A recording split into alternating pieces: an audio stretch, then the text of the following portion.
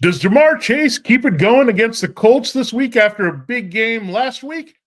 And what do we think of Justin Jefferson and his return against the Raiders? It's time to break down the wide receiver and tight end rankings for week 14 as we begin another edition of Locked On Fantasy Football. You are Locked On Fantasy, your daily NFL fantasy podcast.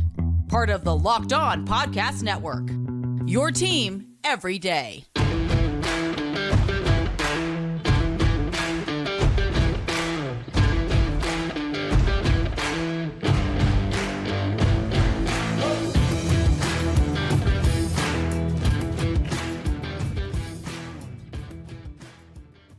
Greetings, everyone, and welcome to another edition of the Locked On Fantasy Football Podcast. We're your destination to become the smartest fantasy football player in your league. We're part of Locked On Podcast Network, your team every day, your fantasy football team every day. I'm one of your co-hosts, Vinnie Iyer. When I'm not doing this, I'm writing about NFL, fantasy, and betting for sportingnews.com. Hey, I'm Michelle Magdziuk, researcher at NFL Network and fantasy analyst for NFL.com. All right, Michelle, it is my favorite time of the week to break down the wide receiver matchups here and look at those and see how all our assets stack up against each other at that position. Then, of course, looking at the tight ends as well. So we'll get to that. Do we still have on the Friday show on top for you? Look at the flex plays and deep sleepers that we want, as well as our prize picks of the week. And I'm proud to tell you that this crossover Thursday across the network is brought to you by Prize Picks, the easiest and most exciting way to play daily fantasy sports. Go to prizepicks.com/LockedOnNFL and use the code all lowercase LockedOnNFL for a first deposit match up to $100. Again, we'll have those picks 3 each for you on Friday's show, tomorrow's show. But we got to dive into the wide receiver rankings this week. And the first thing, Michelle, Ja'Marr Chase. I ranked him too high a week too early, right? He got it done with Jake Browning big time, dominated the Jaguars. It was a pretty good matchup against their corners. This week, it's not a terrible matchup at all against the Colts, and he's locked in with Jake Browning. So how high do you have Ja'Marr Chase this week? And I think we're both pretty high on him. Yeah, I have him at wide receiver 10, but I'm fine having him higher than that because Jake Browning only looked at him, right? It was target after target after target for Ja'Marr Chase. So, he's going to be the focal point of this offense. He's talented enough to get it done. He can break off any long touchdown like he did last week. Do I expect him to put up the performance he did last week? No, but I still expect him to have a great game. So he's back there to being an elite asset, and you plug him in without, being nervous at all. But talking about another elite guy who's coming back from injury, he hasn't played in a really long time, Justin Jefferson. He comes back this week. If he hasn't played since week 5, right? That's when he suffered his injury. What do we expect from him in his first game back? Will he be the typical Justin Jefferson? And this will be the first time we've ever seen him without Kirk Cousins at quarterback. Yeah, I mean, I wouldn't wait and see to put him in your lineup. He's not a wait and see guy the way we look at with Devin Chan. No, you put him in. You need him now. You've been waiting. You've been having him on your injured reserve spot or on your bench for so many weeks now. He's been so close. They teased us in the couple games before the bye, but I think he made the smart decision overall as he's trying to look for a contract here that puts him at the highest paid wide receiver here in the league, where being a little judicious. So I think he'll be fully healthy for this one. The Raiders are a pretty favorable matchup. They're better than you think against the pass, and they might be tough for Josh Dobbs at times, but Jefferson opens everything up right as well. I mean, TJ Hawkinson, Jordan Addison. Hawkinson's not going to be the whole focal point of the offense anymore, but you also get some more favorable coverage as well as Addison. So opens things up for those guys. I think Jefferson's a big factor this week. Now, again, can I put him right at the top? No, but we've had him pretty high here, depending on what he can do here. But 6 and 7, that's where we have him ranked. So right there with the lead guys. You're talking Tyreek Hill. We know I have to put him up there. CeeDee Lamb, A.J. Brown, Amon-Ra St. Brown with Keenan Allen and Chase and Diggs there. So when you look at it, that's kind of where you would put Justin Jefferson with all those elite guys. So play him as normal here as a wide receiver 1. Now, this is interesting. Deebo Samuel and DJ Moore, 2 guys that have suddenly come alive and become hot. And DJ Moore was hot early in the season. We had the Tyson Bagent stuff, and then Justin Fields came back and he went off immediately. They coming off a bye here. The Bears, a decent matchup against the Lions. He did well in the first matchup. So DJ Moore looking good. And Deebo Samuel, he was kind of meh, right? It was the Brandon Ayuk show for several weeks, but then Deebo explodes the last 2 weeks. It's a zone defense, which he kills. He did that 2 weeks in a row against the Seahawks and Eagles. It's a Seattle matchup again here. DJ Moore can really exploit the Lions. So really like both of these guys this week to go off, and I think they'll deliver as wide receiver ones. Yeah, Deebo Samuel's a must play. He destroys the Seahawks in his career. He actually averages the most scrimmage yards per game against the Seahawks in his career by any wide receiver versus any opponent in NFL history.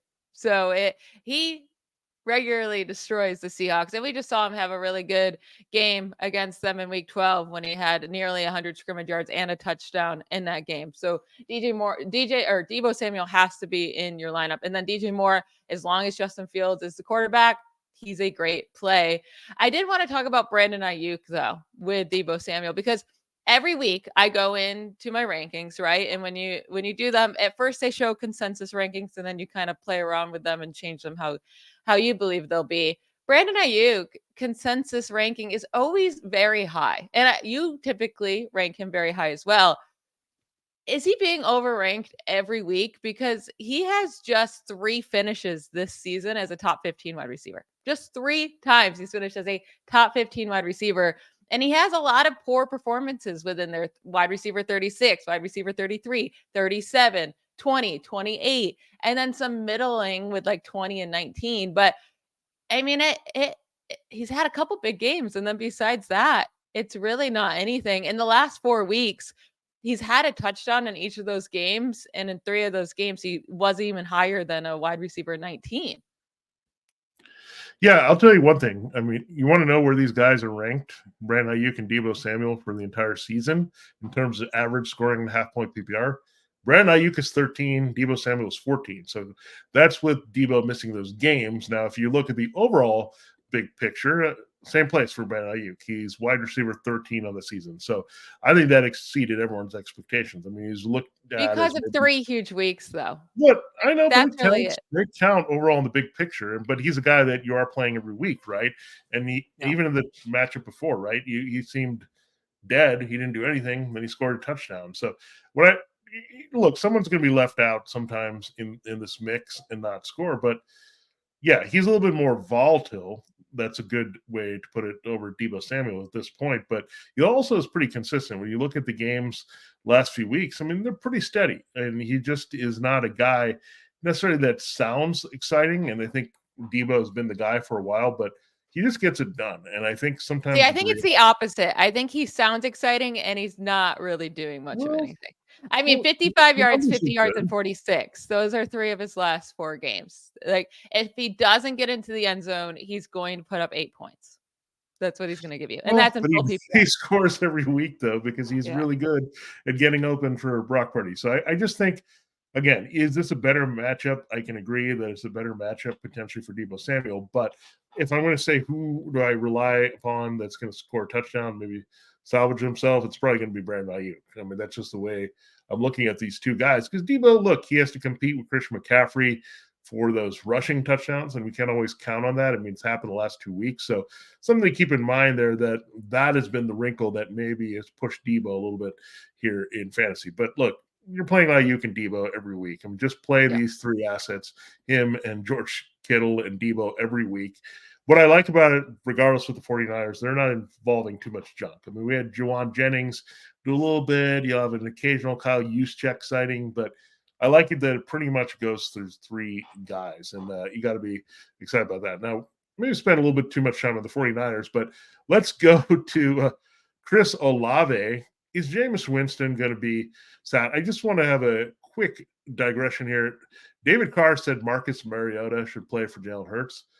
Now, I think he should go on air to correct this and say that Jameis Winston should start for his brother. Now, that would be groundbreaking. I would be totally into that. So, but Winston and Olave, instantaneous. These guys got going together. So, 2 very good weeks, over 110 receiving yards in a row for Olave. But Winston is so much better just throwing the ball to him. And that's the thing.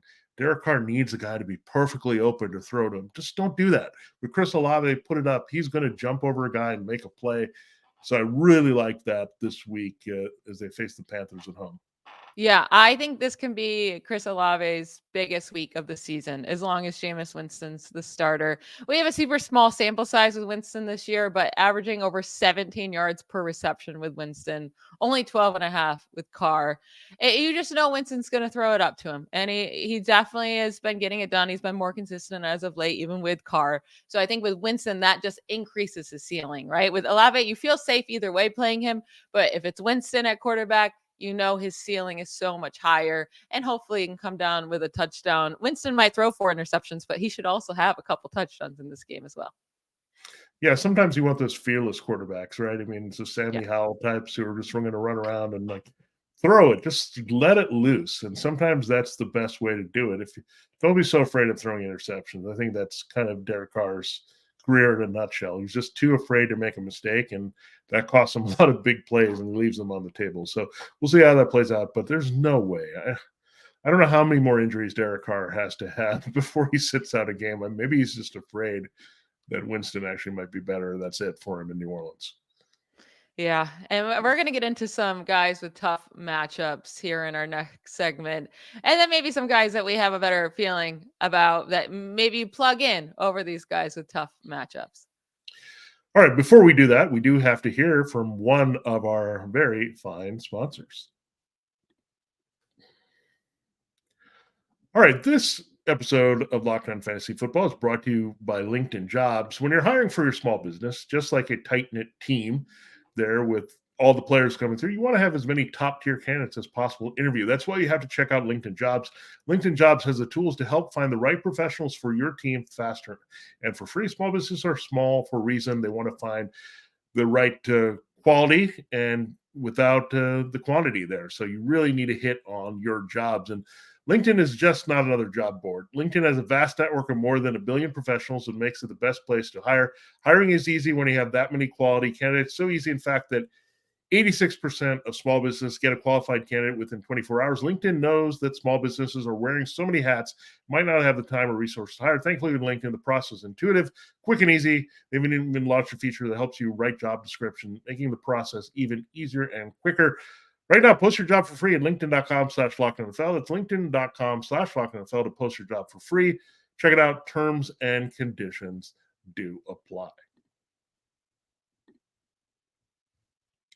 All right, Michelle, we will continue looking at the rest of our wide receiver rankings here and then get into our tight ends in our last segment.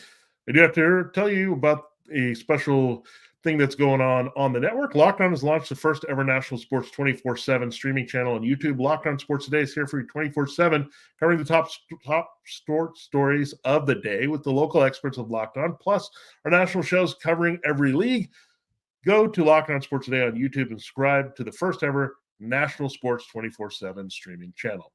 All right, Michelle, let's dive into these next wide receivers and maybe some guys we're having tougher decisions about. Nico Collins is one. On one hand, Tank Dell's down, right? He broke his ankle. Unfortunately, he's out. Noah Brown is going to try to fill in. But you'd figure Dalton Schultz could return, and that could help him in the middle of the field, CJ Stroud, that is. But Nico Collins could get Sauce Gardner, could get DJ Reed. I know you can't feel confident playing Nico Collins. He's been, by the way, a wide receiver 1 half-point PPR this year.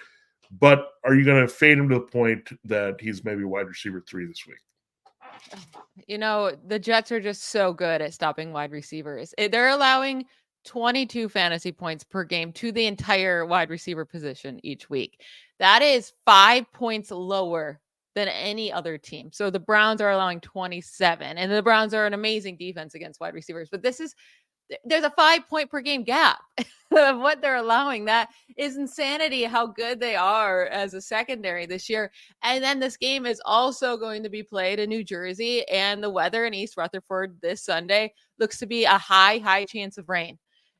Like you put together this tough matchup in a rainy game. I really hate that for Nico Collins. He has such a high ceiling that I understand if you still want to plug him in and just try it out. And with Tank Dell not there, he should get the targets, but it's extremely risky. I would rather take the risk on Nico Collins than, let's say, a guy like Calvin Ridley, who's also in a terrible matchup this week. He has to go play at the Browns, likely with CJ Beathard.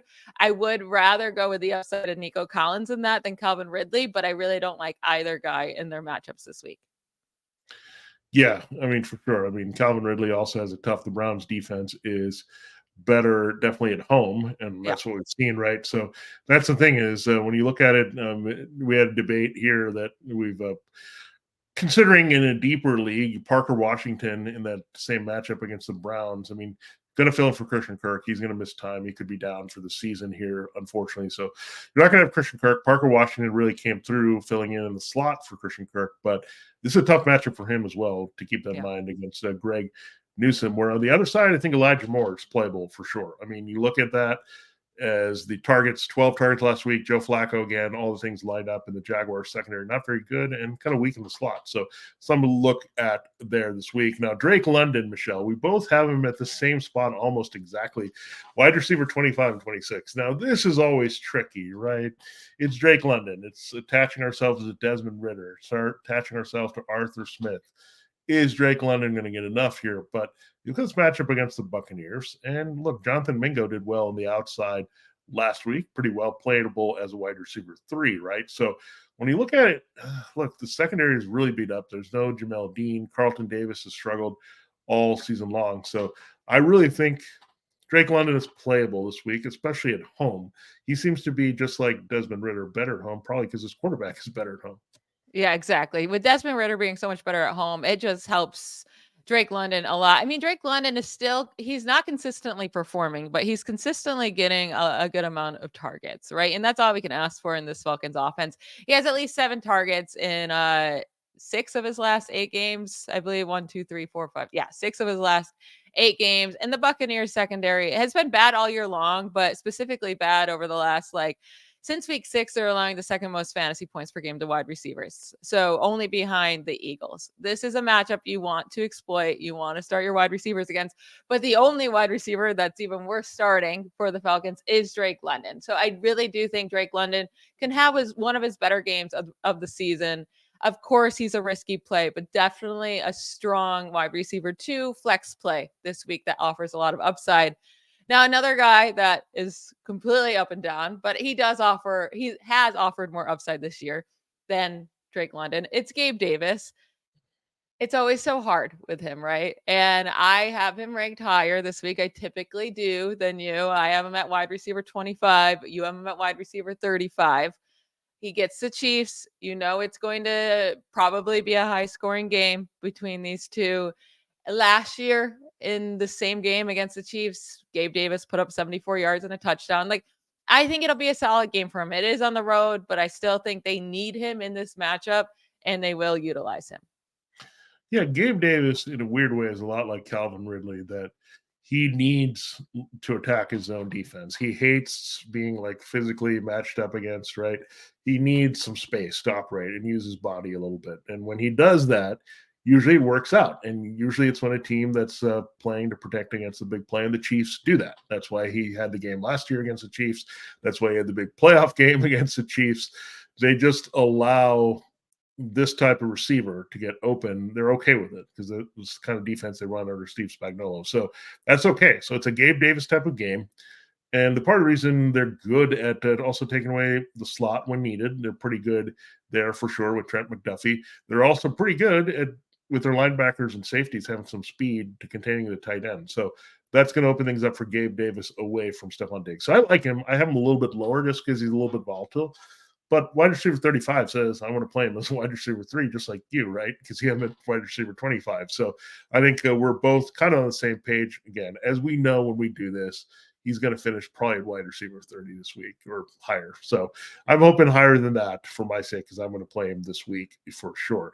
Now, in the same game, Rashee Rice, he's had a lot of good matchups in a row in the slot, but this one is actually tricky this week. I know Teron Johnson has been a bit up and down, but this guy's a tough corner. He's probably their best corner left, and he plays inside for Buffalo without Tre'Davious White. So I don't know. I'm not feeling Rashee Rice this week. And then we look at Jackson Smith and the Jigba.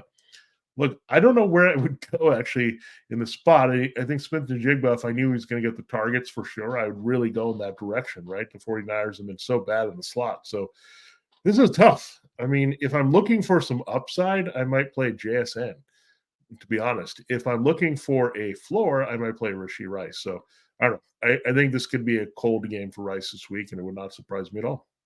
Yeah, the thing with Rice is it's really nice to see the targets finally coming his way. 19 Mm. targets over the last 2 weeks. Like he definitely is Mahomes' top target behind Kelsey as of late, which is what we've been wanting to see. And again, this should be a high scoring matchup, so there's a chance he gets a touchdown in this game.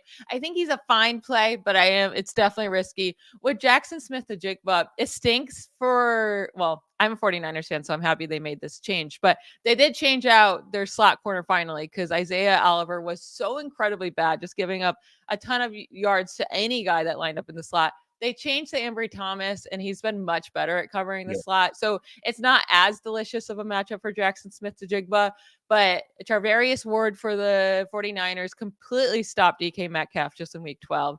And if that happens again, they're going to have to look elsewhere. And Jackson Smith-Njigba did get 11 targets last week against the Cowboys. So I do think I lean Jackson Smith-Njigba, especially if you play in a PPR league. If it's standard, I would take the shot more on Rice getting the touchdown than JSN. Yeah, that's fair. It's strange to say that this late in the season, but yeah, got to look at these matchups, and they're very important. And the slot has been kind in a lot of games, but it can also be shut down a lot of games. So you definitely want to check that out. Yeah, absolutely. We're going to get into our our tight ends to finish out our positional rankings for week 14. But first, let's talk about another one of our sponsors. Staying connected with loved ones that live far away from you can be difficult. The Skylight Frame can fix this issue for you and is a really special holiday gift idea for those that live long distance. The Skylight Frame makes it easy to share your day-to-day life events or adventures that you have on vacations. I know personally that the Skylight Frame has helped me and my family who live all across the country to stay connected, as we now have the capability of sharing the key moments in our life through photographs whenever we want. Skylight is a touchscreen photo frame that you can send photos to straight from your phone, and they appear in seconds. You can even preload photos from the box before the box is open, so that when it's unwrapped and plugged in, your most treasured moments will appear for your loved ones. That's like such an awesome feature. This is really the perfect gift for anyone. It's so easy to use, and you can set it up. It takes less than 60 seconds to set up. It looks beautiful in your home, and photos are displayed in HD resolution.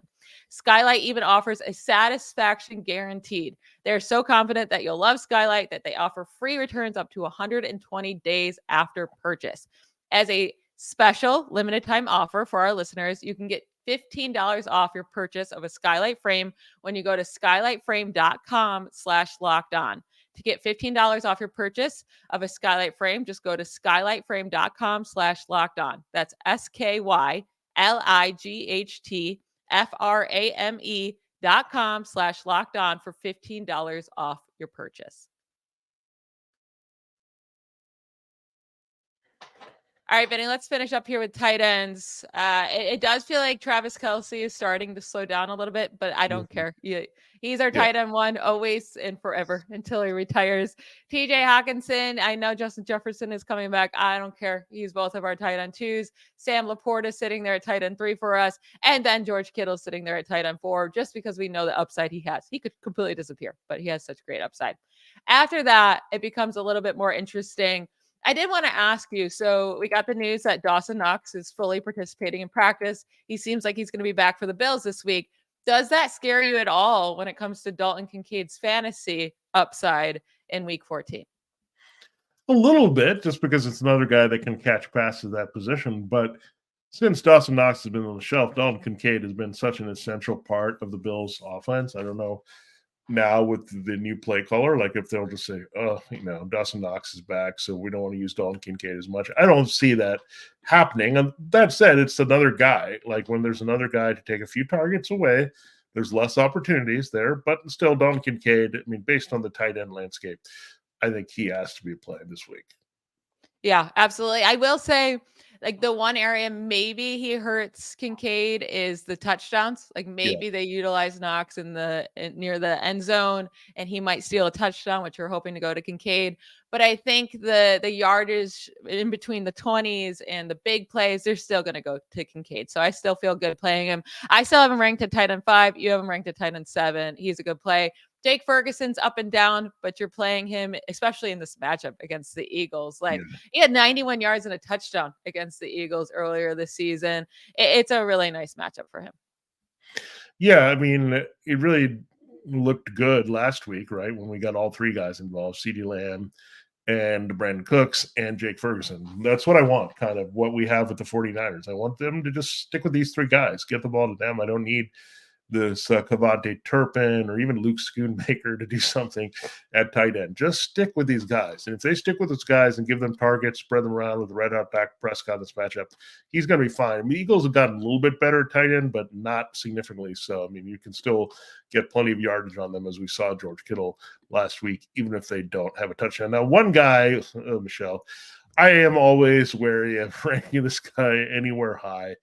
But it's Cole Kmet. I am at number 8. You have him at number 9. This is a lot based on the matchup and based on the fact that he's really the second best option for whatever that's worth behind DJ Moore for Justin Fields. So I don't know. Last time he was really disappointing in this matchup, really didn't do anything at all, even though they scored a lot of points. So I don't know. He's one of those guys that's so annoying. Talk about a guy that's in the top 12 or something that even last year that catches you off guard that, he's not even a good play. This is Cole Kmet for me.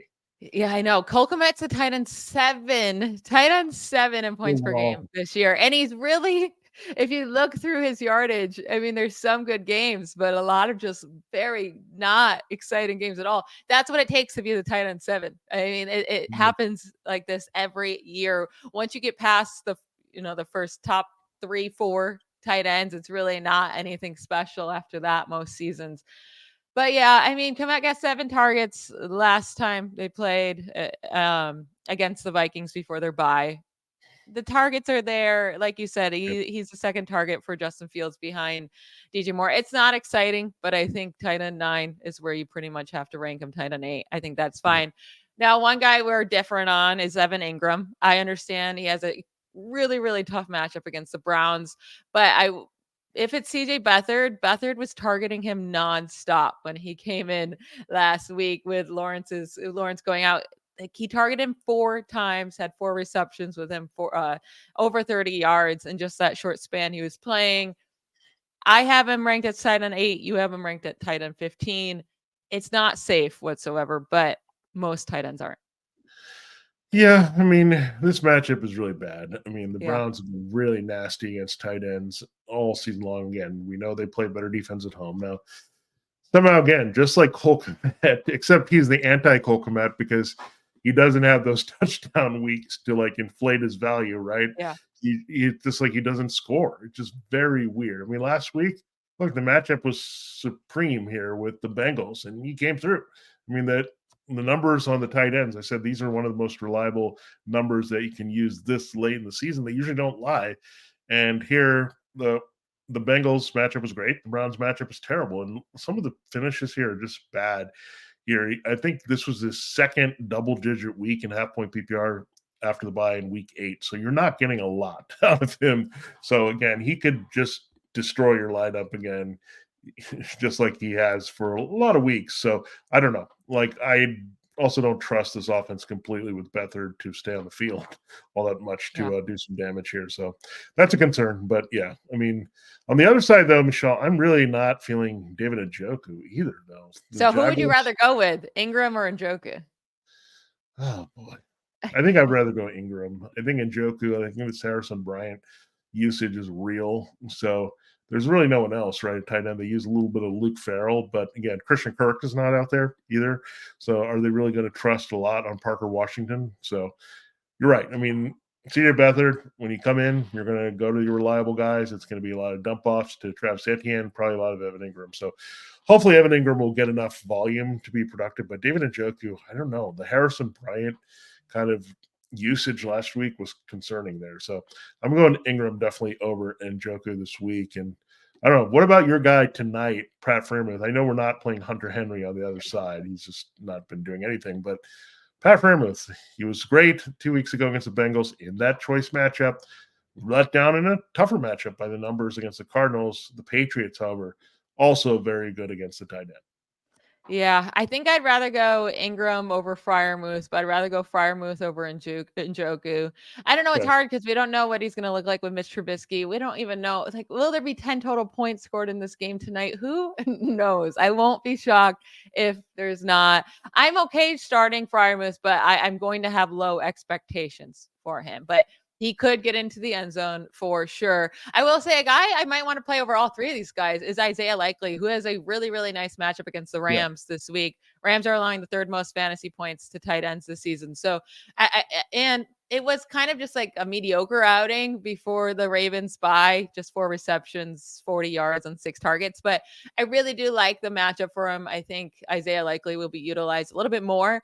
So I would rather play Isaiah Likely, I think, over any of these guys.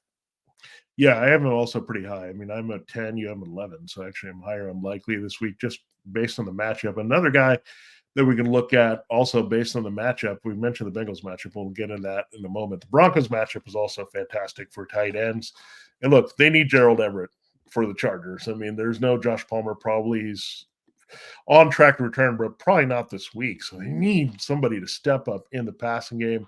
Broncos are just so terrible against tight ends. So Gerald Everett, another sneaky good play with Isaiah Likely. Now, here's a player that I thought about, Michelle. I just couldn't put him in there that I wanted to because I don't know how many balls he's going to see at all, especially in a tight end committee. It's Kylen Granson. This is always tough, right? When somebody that's not very good gets the matchup of the week at his position or not used, but the encouraging sign is he was used last week. So they kind of got a big play. I wonder if he can give you that Brevin Jordan type of line filling in, like make a few big catches, maybe not a lot of volume, but maybe get like a 20-yard play or something. So Kylen Granson is a pretty good athlete, field stretching tight end. Do you take a flyer on him if you have one of these boring tight ends that you don't want to play? Yeah, or maybe you have Trey McBride who's on bye and you really need to find someone off waivers and there's not going to be a lot of options. Gerald Everett is definitely an option, but I really like Kylen Granson this week for high upside. He could give you nothing, but he also does offer a lot of upside. The Bengals are allowing by far, or not, I shouldn't say by far because the Broncos also stink, but the Bengals are allowing the most fantasy points per game to tight ends this season. And I know the Colts do use a lot of different tight ends, but Kylen Granson is by far leading that tight end room in snap count and targets and reception. So I would feel safest going with him. And he had a season high 72 yards last week. So I think he's worth the shot, especially if you play in DFS. If you really need a cheap option, I like him there as well. Yeah, Grant's a great point on DFS because you can just get him for cheap and really load up the rest of your offense. And then, yeah, if he comes through with the game like he did last week, he'll definitely bring you the return they're looking at. So some of these guys, you want to consider in DFS, and you may not put them in your regular league. So all that it keeps in mind with our analysis here as well. So pretty good, actually, tight end week considering no Trey McBride. There's some good opportunities here for some of the regular starters. So I'm happy to see that. Now, we will look at some guys you can consider for flex plays at any of these positions that you can think about there to play beyond your 3 wide receivers and 2 running backs. And we'll also look at some deep sleepers, guys we want to take a shot on that maybe like a Kylen Granson that we're going to think about here in different positions. So we'll do that as well as reveal our price picks of the week on Friday for this edition of Locked On Fantasy Football. This has been Vinnie Iyer. And I'm Michelle Magdziuk. Bye, y'all.